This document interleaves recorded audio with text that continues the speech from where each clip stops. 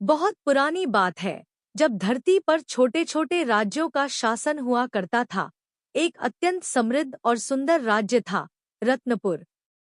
यहाँ के राजा प्रताप सेन न्यायप्रिय, दूरदर्शी और प्रजावत्सल थे। रानी सुरेखा सौम्य स्वभाव की थी और दोनों की एकमात्र संतान थी, राजकुमारी चंद्रप्रभा। राजकुमारी जन्म से ही अत्यंत सुंदर, तेजस्वी और विलक्षण बुद्धि की थी। किंतु जितनी तेज उसकी बुद्धि थी, उतना ही प्रबल उसका अहंकार भी। बचपन से ही उसे बताया गया कि वह सबसे सुंदर है, सबसे श्रेष्ठ है। राज्य के दरबारियों, सेवकों और यहाँ तक कि माता-पिता ने भी कभी उसके व्यवहार पर ध्यान नहीं दिया। जो कुछ वह कहती, वैसा ही होता।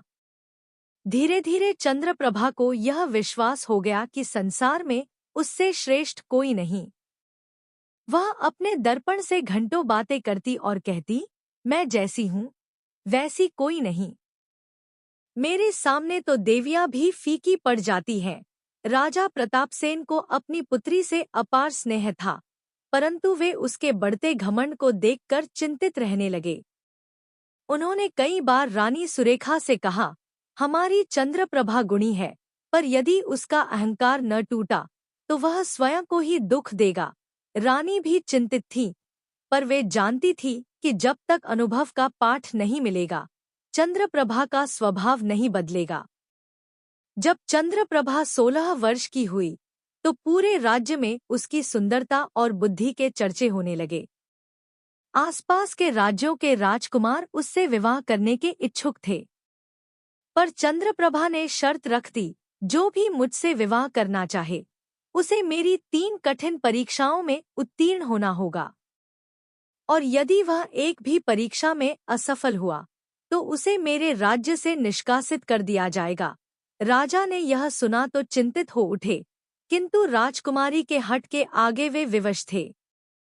राज्य में ढिंढोरा पिटा गया कि रत्नपुर की राजकुमारी विवाह हेतु इच्छुक है, परंतु केवल वही पुरुष उसके योग्य माना जाएगा जो उसकी 3 परीक्षाओं में सफल होगा। देश विदेश से योग्य राजकुमार, ज्ञानी, सेनापति और योगी आए, किंतु चंद्रप्रभा की चुनौतियां विचित्र और अहंकारपूर्ण होती। कभी वह किसी से कहती कि वह बिना बोले उसका मन पढ़कर बताए, कभी किसी को कहती कि बिना स्पर्श किए उसे छूकर दिखाए। जो हार जाता, उसे सार्वजनिक रूप से अपमानित कर महल से निकाल दिया जाता। राजा का मन दुखी रहने लगा। रानी सुरेखा ने कहा, समय आ रहा है जब जीवन उसे सिखाएगा कि सच्चा सौंदर्य आत्मा का होता है, न कि शरीर का। एक दिन, जब चंद्रप्रभा बगीचे में अपने दर्पण में स्वयं की प्रशंसा कर रही थी, तभी महल में एक अजनबी युवक आया। साधारण वेशभूषा, शांत चेहरे पर आत्मविश्वास और दृष्टि में गहराई थी। वह कोई राजकुमार नहीं लगता था, लेकिन उसके चालचलन में कोई भव्यता थी जो सभी को प्रभावित कर गई। उसने दरबार में आकर राजा से निवेदन किया, मैं राजकुमारी चंद्रप्रभा की 3 परीक्षाओं को स्वीकार करता हूँ। सभा में हलचल मच गई। मंत्रीगण, सैनिक और स्वयं राजकुमारी भी यह सुनकर हंसी में फूट पड़ी। तुम? चंद्रप्रभा ने व्यंग्य से कहा, न तुम्हारे पास राजसी वस्त्र हैं, न तलवार, न सेना। तुम मेरे योग्य बनने का स्वप्न भी कैसे देख सकते हो? युवक मुस्कराया और बोला, कभी कभी जीवन का सबसे बड़ा युद्ध तलवारों से नहीं, बुद्धि, विनम्रता और सच्चाई से जीता जाता है। राजा प्रतापसेन ने उसकी विनम्रता देखकर उसे अनुमति दी। उन्होंने कहा, यदि यह युवक तुम्हारी परीक्षा में सफल हो जाए, तो क्या तुम उसका अपमान नहीं करोगी? चंद्रप्रभा, राजकुमारी ने चुनौतीपूर्ण स्वर में कहा, यदि यह युवक मेरी 3 परीक्षाएं उत्तीर्ण कर गया, तो मैं स्वयं स्वीकार करूंगी कि वह मेरे योग्य है। राजकुमारी ने एक गूढ़ प्रश्न पूछा, एक ऐसी चीज का नाम बताओ जो न देखी जा सकती है, न छुई जा सकती है, पर वह सबसे भारी होती है और सबसे हल्की भी। वही चीज अगर किसी के पास हो तो वह राजा बन सकता है, और यदि खो दे, तो भिखारी भी। सभी चकित थे। यह अत्यंत जटिल प्रश्न था। युवक ने कुछ क्षण आंखें बंद की और कहा, विश्वास। यह अदृश्य होता है, लेकिन इतना भारी कि साम्राज्य बना सकता है। और जब यह टूटता है, तो सबसे शक्तिशाली व्यक्ति भी अकेला हो जाता है। सभा में सन्नाटा छा गया। राजा और रानी ने एक दूसरे को देखा। चंद्रप्रभा के चेहरे पर पहली बार थोड़ी असहजता आई। इस बार राजकुमारी ने युवक को महल के बगीचे में एक तालाब के किनारे ले जाकर कहा, यदि तुम इस तालाब में बिना गीले हुए कमल का फूल तोड़ लाओ, तो मैं मानूंगी कि तुम में शक्ति है। युवक ने मुस्कुराकर तालाब के पास गया और वहां एक मछुआरे के पुत्र को देखा जो लकड़ी की नाव लेकर मछलियां पकड़ रहा था। उसने उस बालक से थोड़ी देर बात की, फिर उसकी नाव में बैठ गया। वह बिना गीले हुए तालाब के बीच पहुंचा और एक सुंदर कमल लेकर लौट आया। राजकुमारी ने चौंक कर पूछा, यह तुमने कैसे किया? युवक बोला, कभी-कभी अकेले करने के बजाय दूसरों की मदद लेना बुद्धिमानी होती है। जो दूसरों को साथ लेकर चलता है, वही सच्चा नेता होता है। चंद्रप्रभा निरुत्तर हो गई। अब उसके चेहरे से घमंड का रंग हल्का होने लगा था। अब चंद्रप्रभा ने उसकी सबसे कठिन परीक्षा ली।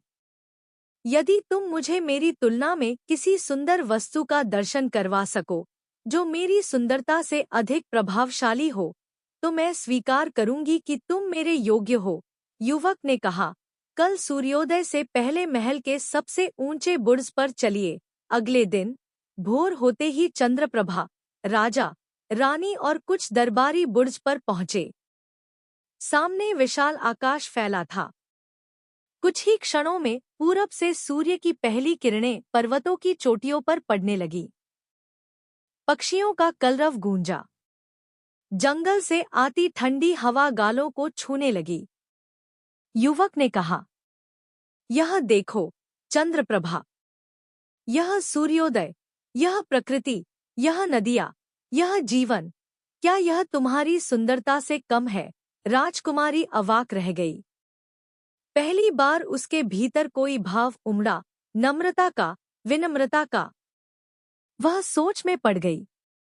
युवक आगे बोला, तुम्हारा रूप निःसंदेह अनुपम है, परंतु जब तक उसमें नम्रता, करुणा और आत्मज्ञान नहीं होगा, तब तक वह अधूरा है। चंद्रप्रभा की आंखें नम हो गईं। तुम्हारा नाम क्या है? उसने धीमे स्वर में पूछा। मैं हूँ तेजवर्मा, एक शिक्षक और यात्री। मेरा उद्देश्य है लोगों को अहंकार से मुक्ति दिलाना। राजकुमारी ने तेजवर्मा के चरणों में झुककर कहा, मैंने अब तक अपने सौंदर्य को अपनी शक्ति समझा, लेकिन आज जान पाई कि सच्ची शक्ति आत्मज्ञान में है। क्या तुम मुझे भी अपनी शिष्या बना सकते हो? तेजवर्मा ने मुस्कुराकर कहा, जब राजा स्वयं सीखने को तैयार हो, तभी राज्य का कल्याण होता है। राजा प्रतापसेन ने गदगद होकर तेजवर्मा को राजकुमारी का वर घोषित किया। विवाह भव्य हुआ, पर उससे कहीं अधिक भव्य चंद्रप्रभा का चरित्र परिवर्तन था। वह अब केवल रूपवती नहीं, गुणवती और नम्र भी हो गई थी। प्रजा में उसकी सराहना होने लगी। विवाह के बाद तेजवर्मा और चंद्रप्रभा ने मिलकर एक विद्या निकेतन की स्थापना की, जहां बच्चों को केवल शास्त्र नहीं, जीवन का ज्ञान, विनम्रता और सेवा का भाव सिखाया जाता।